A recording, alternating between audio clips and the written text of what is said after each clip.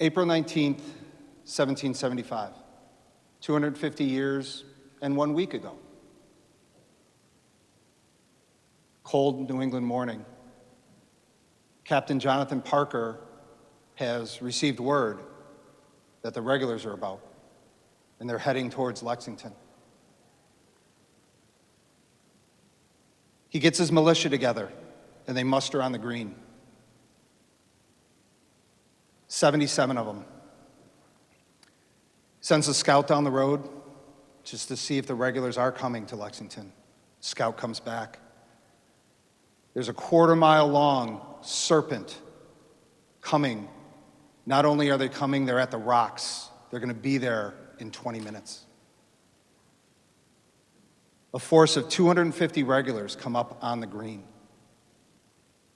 against 77 mustered militia. How did we get to this point? How did the colonies get to this point where the best equipped, best trained army in the world was coming to their town with ill intentions?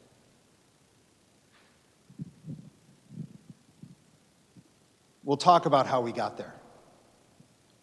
Project Appleseed is a apolitical, nonprofit organization made up of entirely volunteers across the country. There have been Appleseed shoots in nearly every state. We've put probably 100,000 shooters over the last 20 years through the program where we teach the events surrounding the founding of this country, April 19th, 1775, the start of the American Revolutionary War. We're teachers, right? We want to teach that heritage that belongs to every one of us, to every American. Whether you were multi-generational, your ancestors came over on the Mayflower, to immigrants through the 17th, 18th, 19th century, to someone who got their citizenship last week. As an American, this is your heritage, and it belongs to everyone. This is your story. It's one of the things that we have in common. There's a lot of rhetoric out there, there's a lot of division, but this is a common story that every American can share. One thing you're going to hear about in these stories, and it's really told in three parts, the three strikes of the match. What you're going to hear in these three strikes of the match are about choices that people made. Let me step out of that for a second. You all made a choice to be here this morning, to hear this story. You can still be in bed on a rainy Saturday morning, but you made a choice to be here. Thank you for that. You're going to hear about choices that some of these colonists made that day, choices some of the regulars made that day.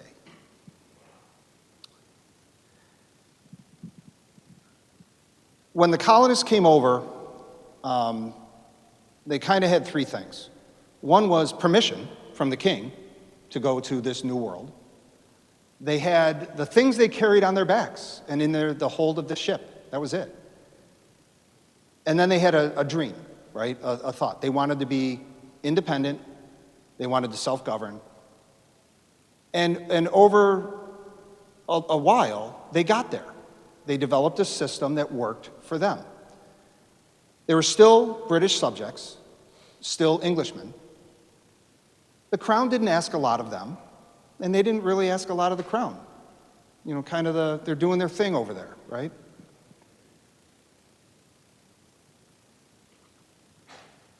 In 1763 was the end of the French and Indian War. 7 Years' War, as told in Europe, right? Basically, that war bankrupted the king. His coffers were down. He needed to replenish that. So the great idea was, let's start taxing these colonies that we have across the pond. Well, the colonists didn't appreciate that. They helped in that French and Indian War through bloodshed. And now they're going to be taxed, and you've all heard the expression taxation without representation. They didn't really have that. So there's these taxes that started coming on them. 1764, the Sugar Act. 1765, the Stamp Act. 67, 68, the Townshend Acts.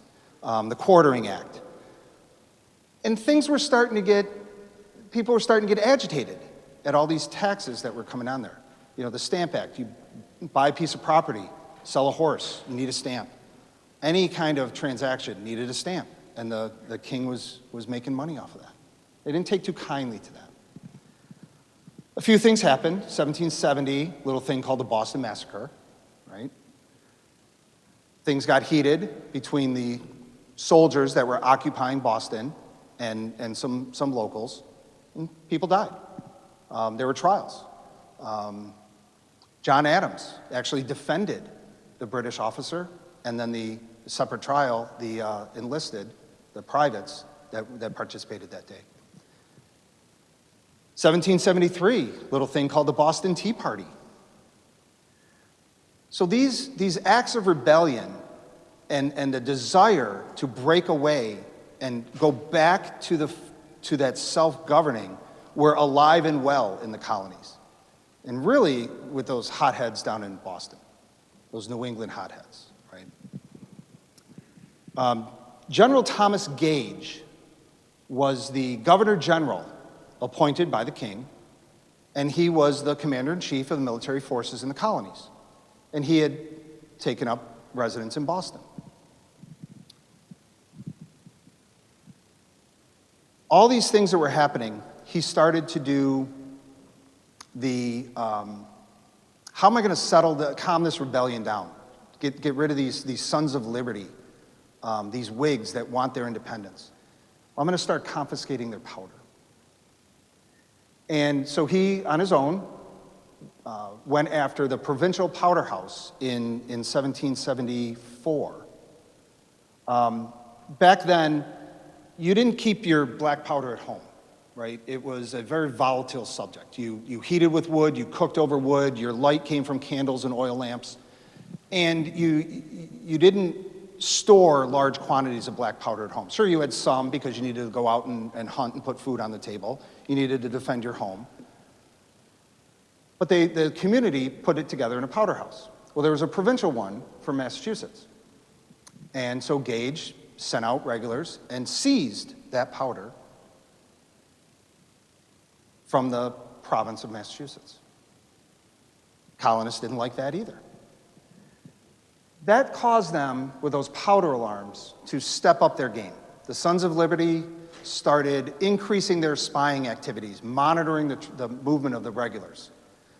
The militias started training more and more as a cohesive unit. They traded and shot marks. They practiced marksmanship.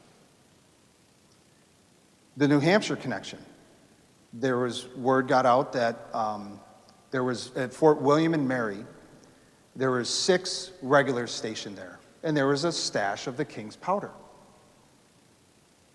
Word got out that the Gage was going to send a ship to reinforce the fort to protect the powder there in case the colonists got any ideas. So on December 14th, 1774, Paul Revere, probably heard of that guy, rode 60 miles through a snowstorm up to alert the local militia that fort was going to be, in New Hampshire, was going to be reinforced. The locals took it upon themselves to raid the fort, and they took the king's powder. Apparently they left 1 barrel, and the 6 soldiers, regulars there, but distributed that powder through the countryside. Some of that powder was then used at Bunker Hill.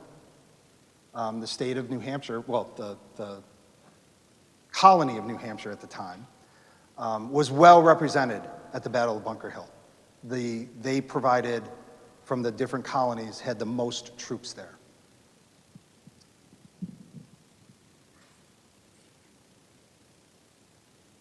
Parliament heard about this, the king heard about this, and they got fed up. So they issued orders to Gage. Go and arrest the leaders of this rebellion, send them back to England for trial, and disarm the colonists.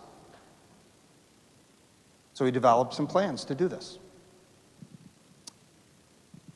Gage was a very secretive person. And what's the best way to keep a plan in secret is to tell no one. So he devised a plan through his spies of Tories that were colonists that were still loyal to the king and wanted to stay British subjects. They got word to Gage that John Hancock, and Samuel Adams were in Lexington, and that there were some cannon stolen from the British Army in Concord. There were also military supplies out at Barrett's farm in Concord. So Gage developed a plan to send troops out, take the road to Concord, go through Lexington, arrest Adams and Hancock, and continue on to Concord and seize the military supplies.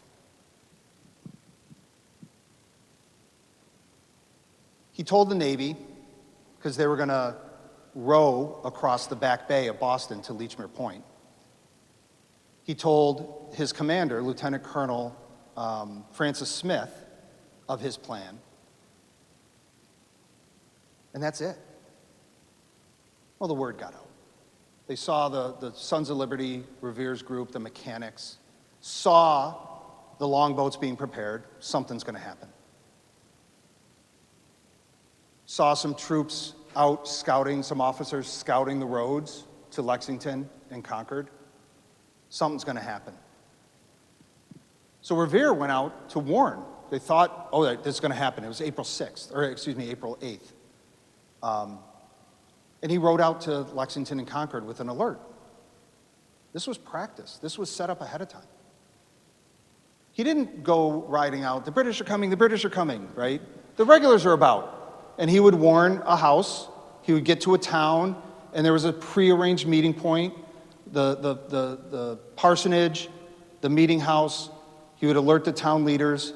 Other riders would go out to other towns, signal fires would be lit, church bells would ring, musket shots would ring out, and the countryside was being alerted. This was practiced. Turned out to be a false alarm. They didn't come out that day.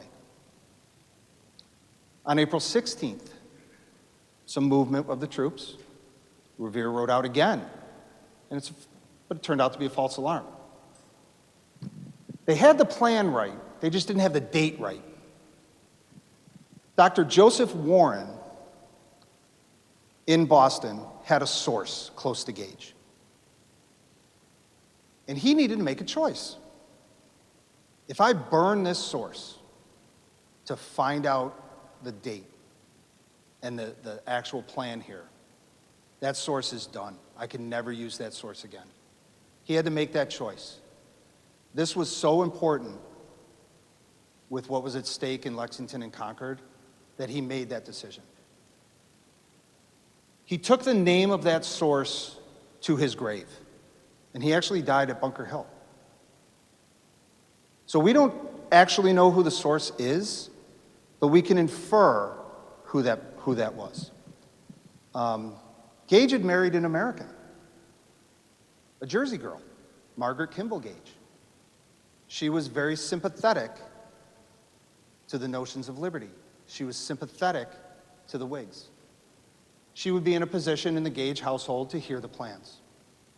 So we think that the source was his wife, because shortly after the events of these days, April 18th and 19th, she was dispatched to England, never to set foot in the Americas again. Right?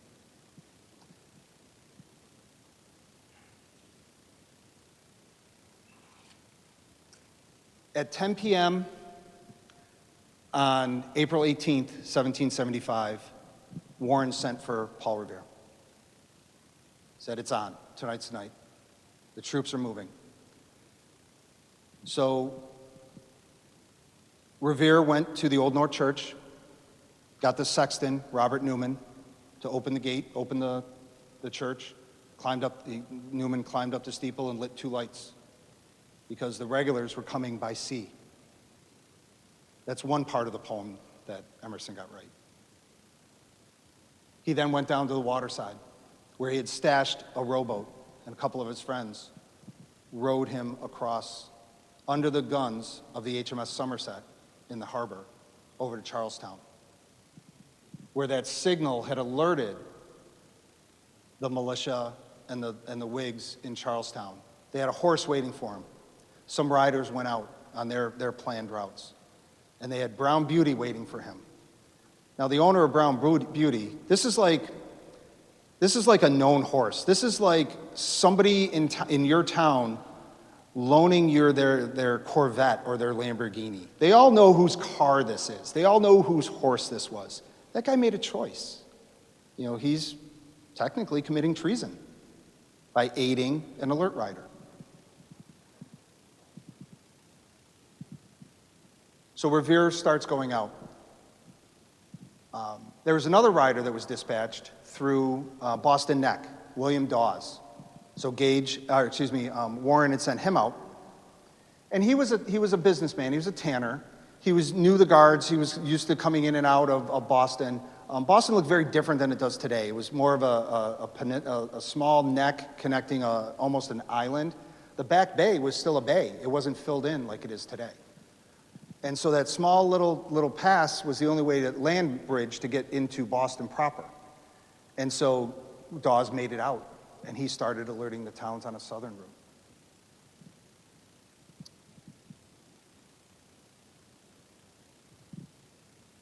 Colonel Smith moved his troops down to where the Navy boats were waiting for him. And part of Smith's plan was to row him across Back Bay. And looking across there, like, that's a Leechmere Point. That looks like a good place to land. There's no lights there. There's no house fires. There's it's uninhabited. Well, for good reason, it was a swamp. So the Navy, who didn't want to row the Army across the Back Bay, was ordered to provide him food. So what do you think they give him, right? The worst, hardest tack with, insects in it and dirty water, and they give him the stuff that they're not going to use. It took a while to get across. They didn't have enough boats to get Smith's 800 regulars across in one trip.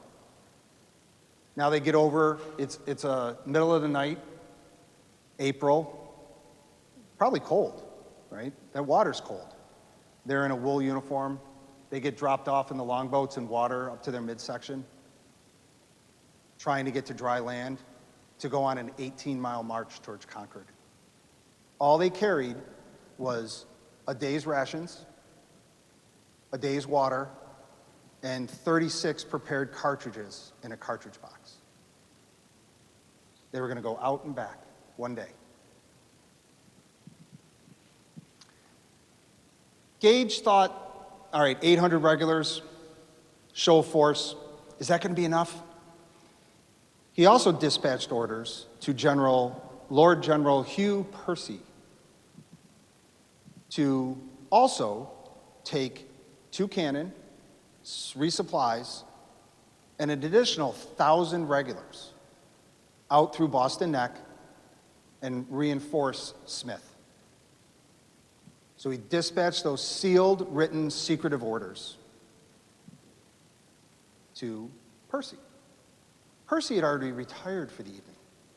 His aide saw the orders, put it probably on a silver tray, set it on his desk for him to read it in the morning. Well, he didn't get those orders until 8 a.m. the next morning. They were issued at 4 a.m. So he was late going out. But Percy did get troops together and came out to reinforce Smith.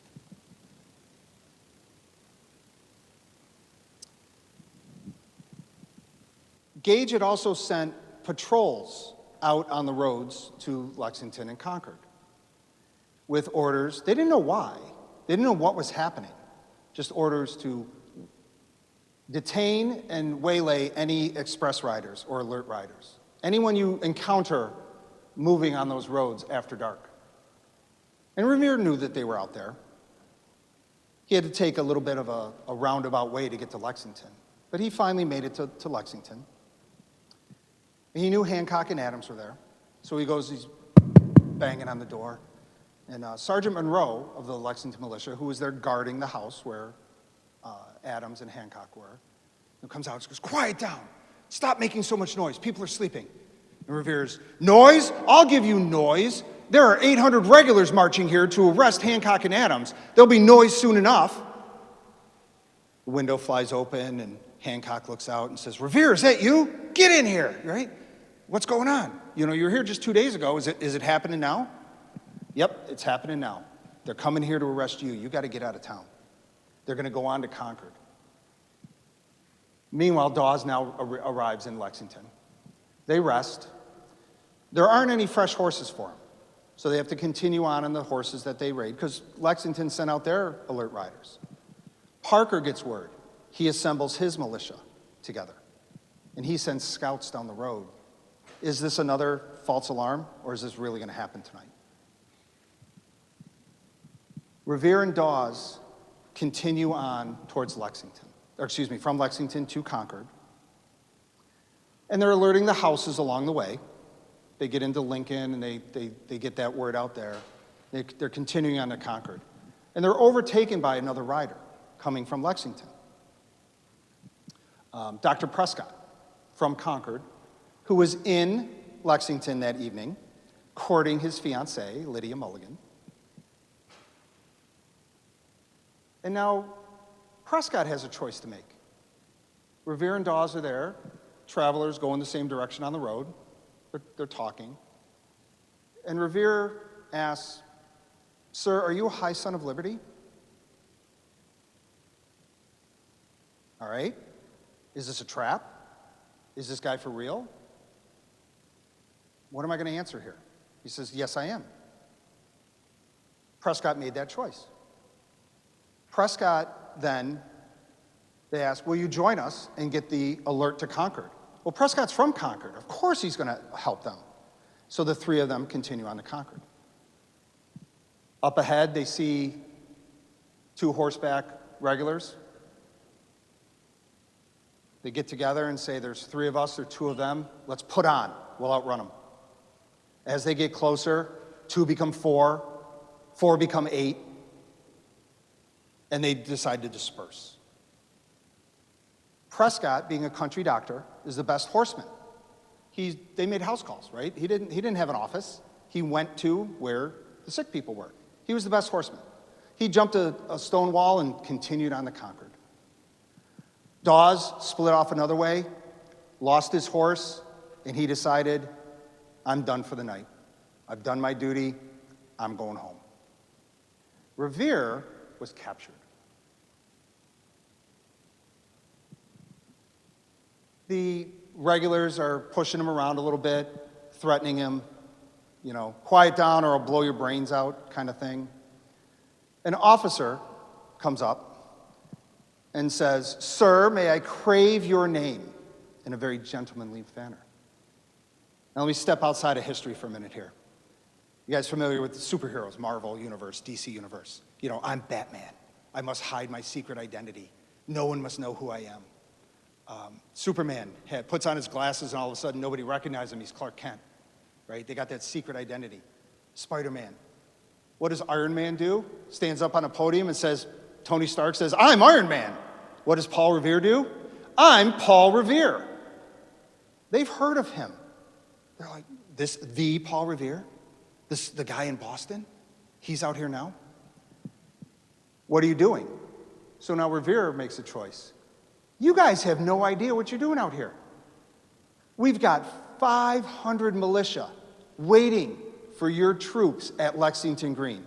A little bit of an exaggeration. But he continued to tell the plan. General Gage is sending your 800 guys out. They're going to try to arrest Hancock and Adams. They're already gone. You're going to try to go and seize the munitions and equipment in Concord. There's militia there. There's militia waiting for you on Lexington. You guys are in for a world of hurt. So they gather back together, and they've got other prisoners that they had captured that night, and they decide, is this guy for real? Well, all of a sudden, from Lexington, they hear a ragged volley. Shots in the distance, right? And it wasn't as wooded as it is today. It was all clear cut. So the sound traveled. They were about 4 or 5 miles out of Lexington. See, told you, you guys are in trouble. The regulars decide, we need to go alert General Gage what's happening. So they decide to cut loose all their prisoners, without horses, of course. So Brown Beauty is taken, given to a sergeant to ride, and Revere starts making his way back to Concord. So there's a couple of things that were happening here at the same time. Remember that volley that Revere heard. Back in Lexington, Parker sends scouts down the road, and he doesn't hear anything for a while. But he's not quite sure he wants to, believe it. He's still got a shadow of a doubt that this could be real that night. So he tells his men, you can disperse, but stay close. So they're wee hours of the morning in Lexington. What are they going to do? Let's go get warm in Buckman's Tavern. Let's go have a pint. We'll wait to hear if they're going to call us back to muster. They're going into a tavern with loaded muskets. Not a good thing to do. Not a socially acceptable thing to do. Not a safe thing to do. Well, how do you discharge a musket? You have to fire it. Not drop a mag, pull the bolt back, eject the round, right? You have to fire the muzzle-loading musket. So these guys, the militia wants to go into Buckman's Tavern, they're going to shoot off their muskets so they can go in and have a pint. That's what Revere heard. While they're in there, one of the scouts comes back. He had gotten trapped behind the column. The first scout was captured. The second scout got trapped behind the column and couldn't get back to Lexington. But he did get back around them and said, not only are they here, they're just down the road. Parker calls for muster and reassembles his 77 men on Lexington Green. The lead element of the regular force was commanded by a young Irish Marine, real good combination there, right? Named Jesse Adair. He's got a choice to make. He sees the militia up on Lexington Green. He can take the road to the south of the Green and continue on to Concord and leave a armed, assembled force on his flank. Well, he decides to march up onto the Green to confront them.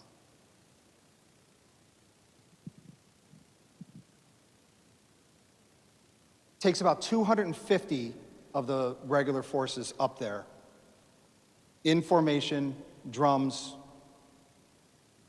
Parker's sitting there going, okay, 77 versus 250. Major Pitcairn, another Marine, arrives on the scene, sees Parker and his militia, rides back and forth in front of them. Disperse, ye rebel dogs, disperse. Lay down your arms and disperse. Parker has a choice to make. Have I made my point? We've been able to assemble the militia here. I'm looking at an overwhelmingly superior force numerically. This is their army. They're British subjects. This is their army. This is the equivalent of us today looking at the 82nd Airborne assembling in front of us or something, right? So he decides, I've made my point. Do not lay down your arms, but disperse. Some of the older members of the militia, veterans of the French and Indian War, decide, nope, I'm going to stand here. I've had enough. Private Hosmer lays his hat down, tricorn hat down on the ground in front of him, puts his spare musket balls down there, puts his powder horn down there, and he's staying where he is. Most of the militia starts dispersing. A shot rings out, followed by a ragged fire from the regulars. They're tired, they're nervous, they're seeing what are these shopkeepers and innkeepers and farmers doing mustered against us? How dare they? They don't know what they're to expect. Did I miss the here to fire? Did I miss the command? So a ragged volley rings out from the regulars. Then they charge without orders.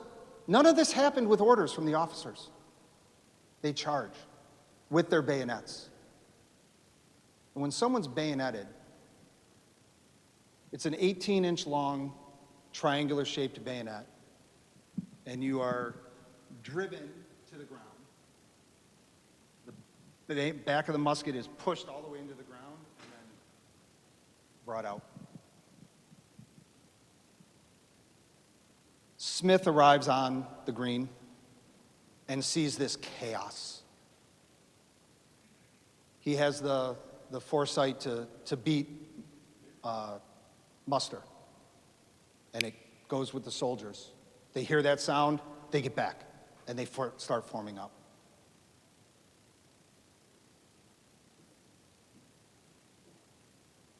Parker's militia has 8 dead and 9 wounded on Lexington Green.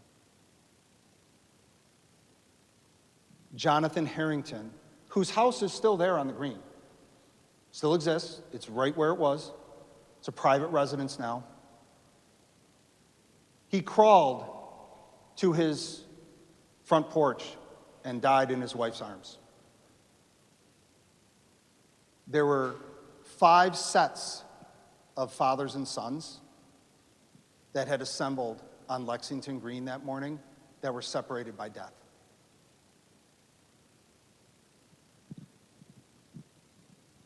Smith now has a choice to make. Man, they knew I was coming. Surprise is up. I've got blood on my hands now. Do I turn back to Boston and abandon the mission, or do I continue on to Concord? You know, Hancock and Adams are gone. He's failed there. He brings together his officers, and now he finally tells them the mission. We were to come to Lexington and arrest Hancock and Adams. We're then to go on to Concord and seize the military supplies there. There's a little dissension there. They want to go, some of the officers want to go back to Boston. Smith was chosen for this, not for his military tactics, his brilliance. He was selected for this because he followed his orders to the letter. That's why he was chosen for this mission. And he decided that he was going to continue on to Concord. That's the first strike of the match. 8 dead at Lexington Green. The regulars fired. The standing orders for the day, as Parker assembled his militia, were do not fire unless fired upon, but if they mean to have a war, let it begin here.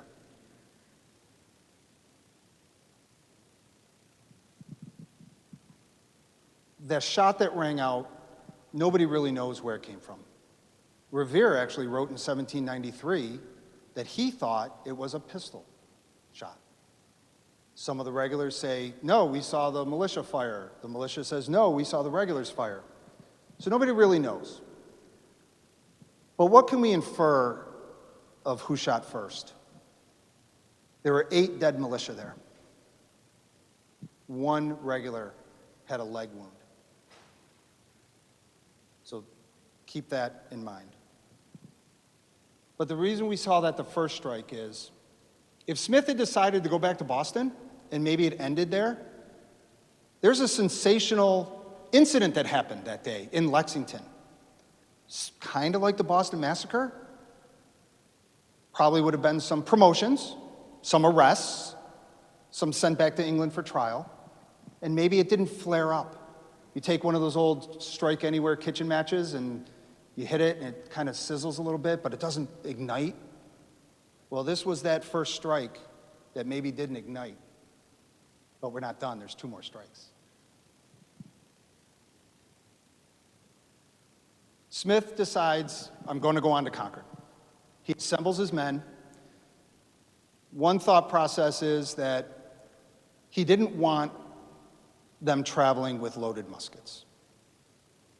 So he ordered a cheer and a victory volley.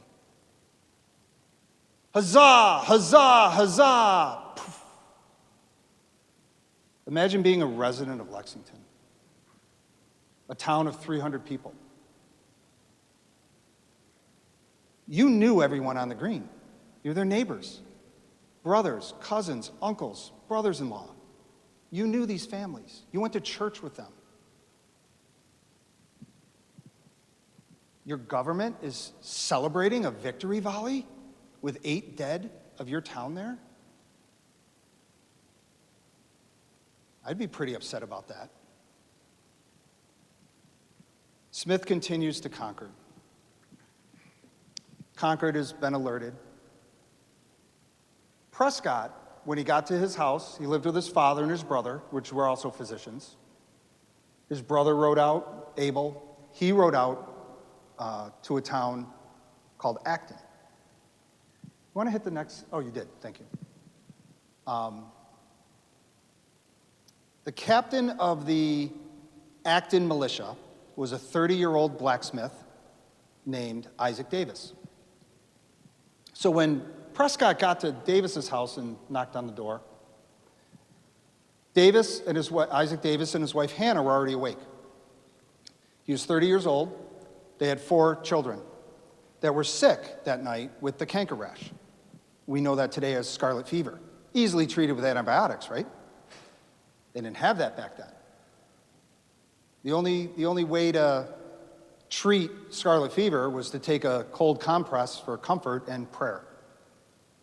So they were up with their 4 sick children. The mortality rate of this disease was about 50%. Isaac Davis gets the word that they're marching on Concord. Is Acton going to respond? And we know what he did because we have Hannah Davis's diaries. You know, he quietly went around gathering his things. You know, he was the elected leader of the Minutemen of Acton. They trained behind his blacksmith shop on his farm. They shot at marks. He equipped them with cartridge boxes. He equipped them with bayonets.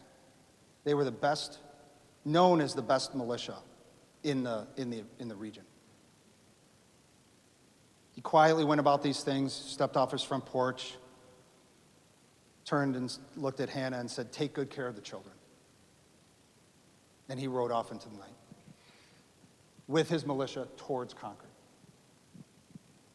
Smith gets into Concord, and he splits his force into 3 groups. He sends a couple of companies out towards Barrett's farm, that he had the intelligence that that's where supplies were.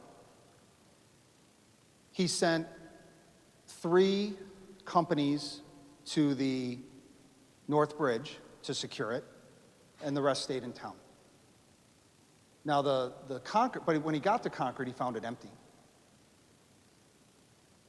The word got to Concord, and there's 3 groups of the militia, really. The Minutemen, which were the younger, maybe single guys, maybe guys with young families that were ready to go at a minute's notice.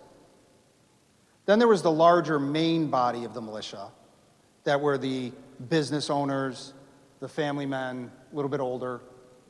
And then there was the alarm list. These are guys that have maybe aged out of the regular militia, maybe in their late 50s and older. So they got together and they said, "The regulars are coming, what are we going to do?" Well, the Minutemen said, "We want to march down there and meet them on the road." The militia said, "We have to stay here and protect the town." The alarm list, maybe those wiser more experienced guys, decided, we need to get out of town. We need to wait until our numbers have increased. The alert's out, people are coming. Let's go up to our training ground on Puxatasset Hill, and where we can observe the town. So in fine New England tradition, they decide to do all three. The young guys start marching down the road.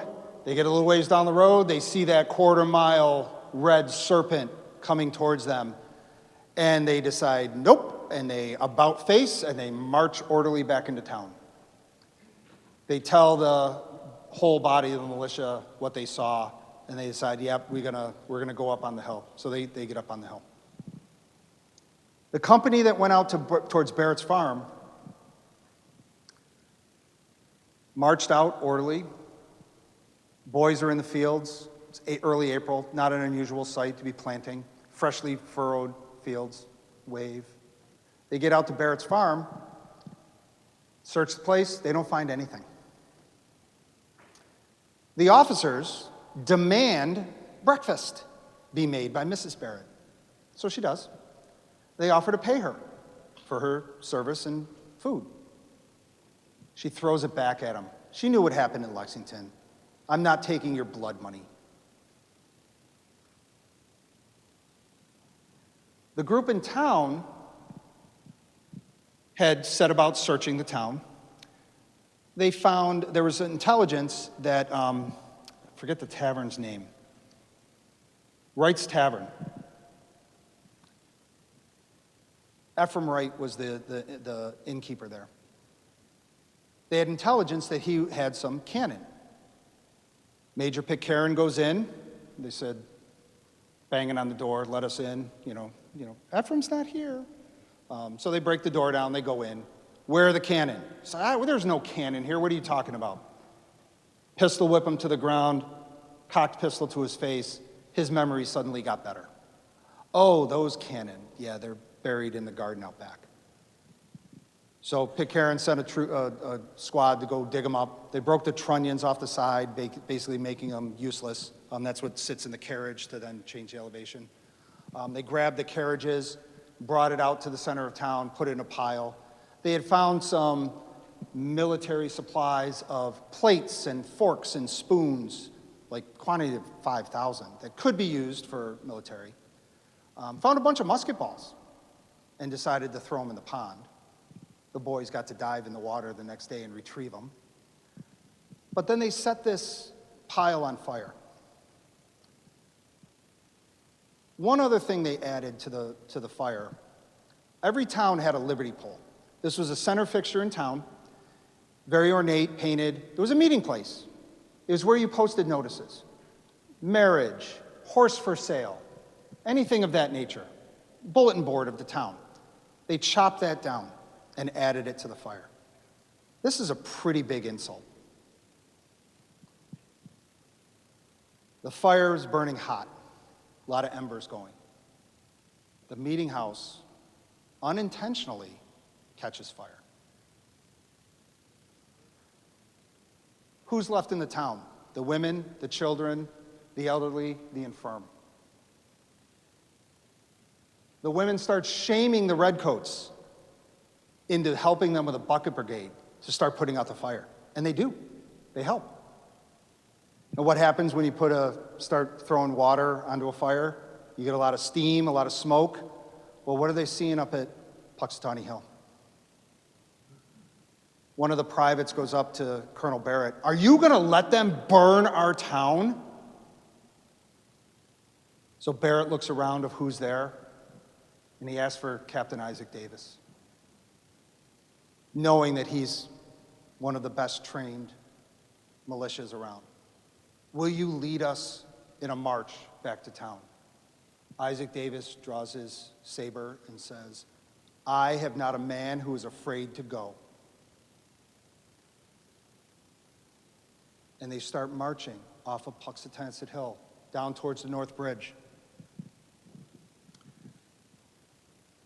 The companies there at the North Bridge was being led by a very young, inexperienced British officer named Captain Walter lorry.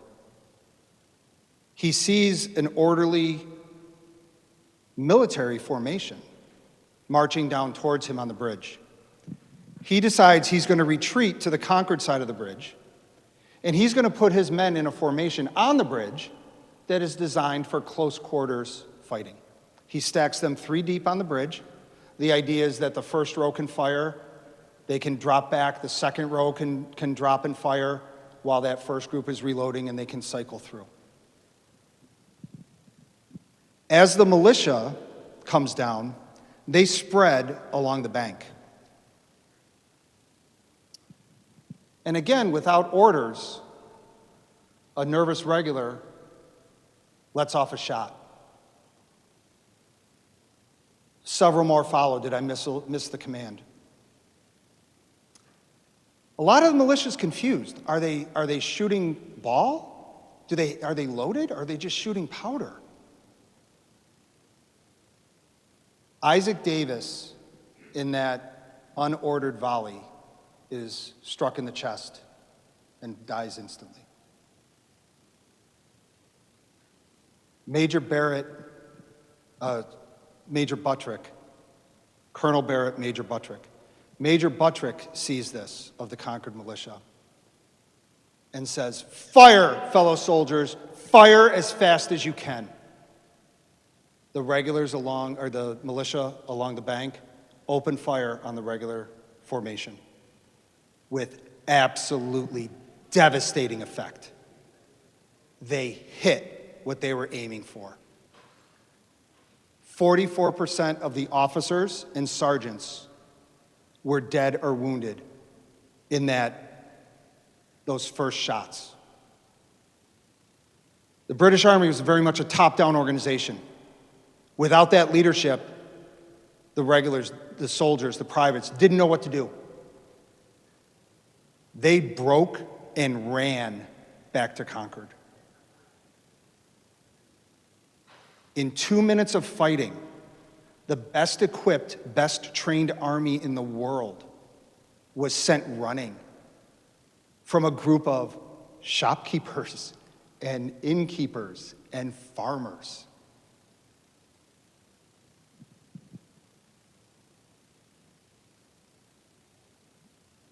Buttrick takes command of the North Bridge, gets his militias set up on both sides. Shortly after that, the troops that were searching Barrett's farm, that found nothing there, walked by those freshly furrowed fields again, where the muskets had been buried, wrapped in wax to protect them, to hide from the regulars. Walked right by them, got to the North Bridge. The British Army didn't leave their cannon fodder, or they left their cannon fodder on the field of battle. An officer was going to get carried back and put in a carriage if he was wounded, but a private is left there. If he can't get out himself, he's left there. So the troops coming back, remember the standing orders of the day, do not fire unless fired upon. Those companies that searched Barrett's farm were allowed to return into Concord unmolested. That's the second strike. It was a short action of 2 minutes of fighting. The other company came back to Concord, joined up with Smith again. Hasn't really started the full-on Revolutionary War. Yep. Smith decides he's in hostile territory. He has 18 miles to get back to Boston. He rests his troops a little bit, gets with his officers. Now he decides, I'm going to march out. He decides, he can see all of the regulars coming in from the surrounding towns. He knows he is soon to be outnumbered. There are reports that there were 14,000 militia being mobilized towards Concord and Massachusetts that morning. If some of you had to get a group of people together for something, and this is without phones, this is without email, this is without anything. This is walking horseback messages. How many could you get 10 people together to have a barbecue this afternoon? 10? Okay. 20? Maybe. 14,000? This revolution, this desire to be self-governing was prevalent through the colonies.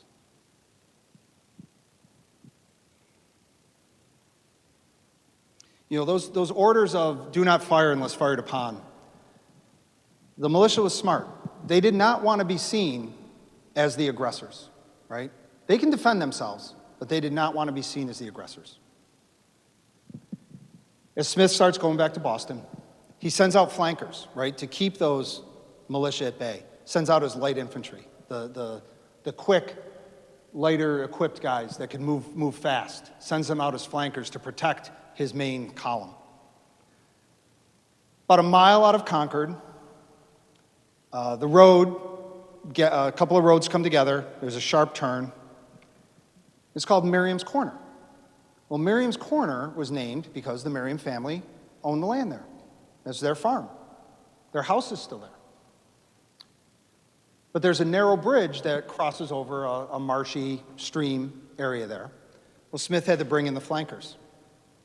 Well, as he brings those flankers in, what do the militia do? They get closer. They get within musket range. Think of, the highway of 3 lanes going down to 2. What happens behind? You get that bottleneck, right? Well, he's got to bring those flankers in. They can only get across this narrow bridge, 3 or 4 abreast, so that you get a little bit of a backup. Well, that trailing militia from Concord is getting closer and closer and closer. The rear guard of Smith's column decides that they're going to turn, and they present their muskets as if they're going to fire. Now, if you've been there, you can see the lay of the land, and you can see a ridge going up off the road. Militia all over there. The militias, one of them was from Bedford, Mass., sees that the Concord militia is about to be fired upon. They're not under direct fire. They're not in immediate danger.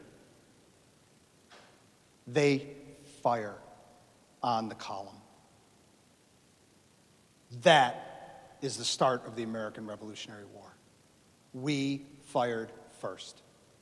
At that point, they're no longer militia and British subjects. They're Americans. At Merriam's Corner, we fired first.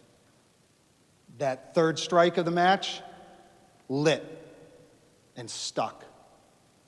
And that was the start of the Revolutionary War. Smith is still, I got 6 minutes, so Smith is still has to make it back to Boston, right?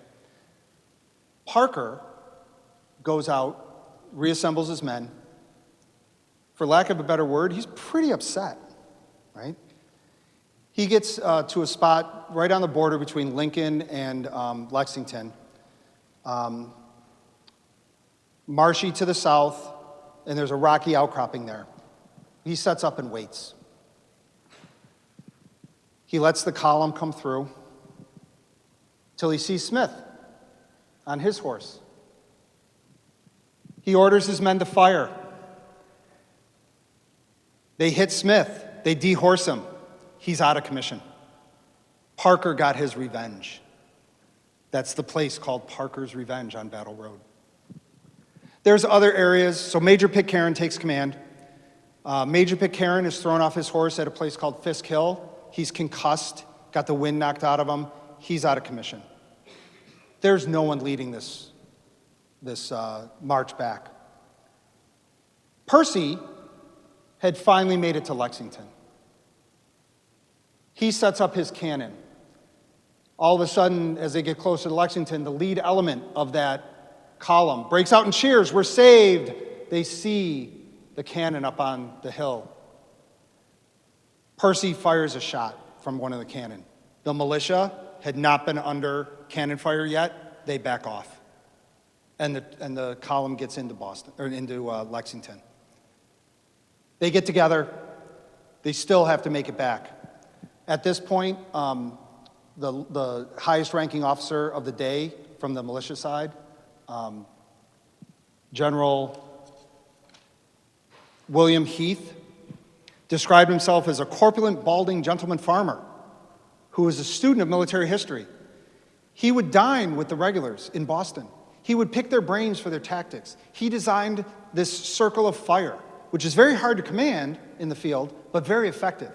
He would have troops, militia, encircling the column. One would come in close, fire. Percy would turn his cannon towards them. They'd retreat. The other side would open up, and the troops would ride around and continuously, for 18 miles, put this column under fire.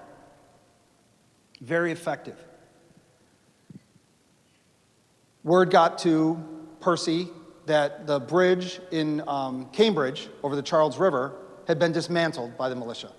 He was planning to get back into Boston the way he came out through Boston Neck. Some of the Tories had said, there's another route. You could take this Kent Lane and get into Charlestown and be safe in Charlestown under the guns of the HMS Somerset. So they did that. They were able to break out of the ring of fire. There were militia in that area, commanded by Colonel Thomas Pickering. Pickering's not a bad guy, but he made a choice. He was in the tavern. He thought, there's still a political solution to this. We don't have to fight. We can sort this out. So he dallied in the tavern. His men finally came and said, are we going to do something? This bloodshed, what happened at Lexington, what happened at Concord. But by the time he got out and together, the troops were already in Charlestown. Then the day was over. You know, you play that what-if game. What if Pickering made another choice? And he blocked them. And now we've got 1,800 regulars captured. Does this Revolutionary War last another 8 bloody years? Or does it end the day it started? You know, play that what-if game. The last thing I'll leave you with is Gage got his report. He wrote it up. It was a 1-page report. He put it on the next ship that left for England. He wanted to get word back what happened that day. The colonists, Americans, sent out an army of lawyers to take depositions to get the story. It took about 3 weeks to do it. And they published this broadsheet. A coffin for each American killed that day. The bloody butchery by the British troops or the runaway fight of the regulars. They wanted this narrative told. They wanted our side of the story told. This was sent back to England, not on the first ship that left for England, but on a ship 3 weeks later that was the fastest ship to England. This made it to Parliament before Gage's report. There were sympathizers there. There were people that wanted to see, an independent colonies, an independent America. All right, I've got 45 seconds. Project Appleseed, again, you can hear these stories. We tell them at our events. We teach rifle marksmanship. It's in our DNA. We want to make a nation of riflemen, one person at a time. We want to continue this heritage. We want to continue this story so people understand where they came from and where we are and where we want to be. So thank you very much for the attention. I appreciate it. And